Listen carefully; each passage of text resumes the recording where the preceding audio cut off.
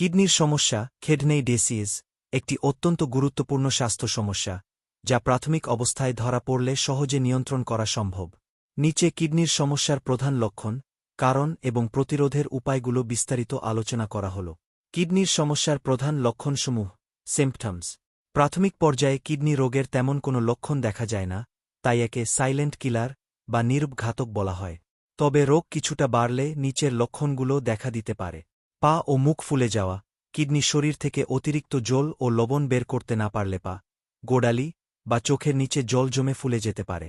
প্রস্রাবের পরিবর্তন, প্রস্রাব স্বাভাবিকের চেয়ে কম বা বেশি হওয়া, বিশেষ করে রাতে বারবার প্রস্রাবের বেগ পাওয়া। ফেনা বা রক্তযুক্ত প্রস্রাব, প্রস্রাবে অতিরিক্ত ফেনা হওয়া, যা প্রোটিন বা অ্যালবুমিন যাওয়ার লক্ষণ, বা প্রস্রাবের সাথে রক্ত যাওয়া।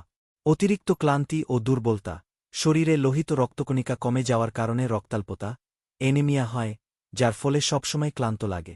ত্বকে চুলকানি ও শুষ্কতা, রক্তে বর্জ্য পদার্থ জমে যাওয়ার কারণে ত্বক শুষ্ক হয়ে যায় এবং তীব্র চুলকানি হতে পারে।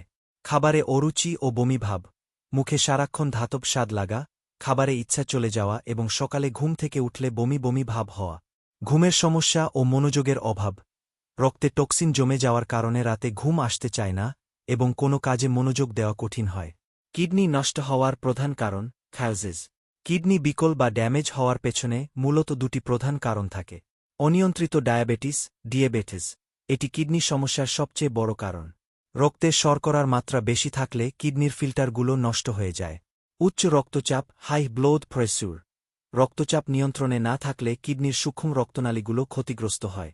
অন্যান্য কারণ, চিকিৎসকের পরামর্শ ছাড়া ঘন ঘন ব্যথানাশক ওষুধ পেইনকিলার্স নসেডস যেমন ইবাপ্রোফেন খাওয়া।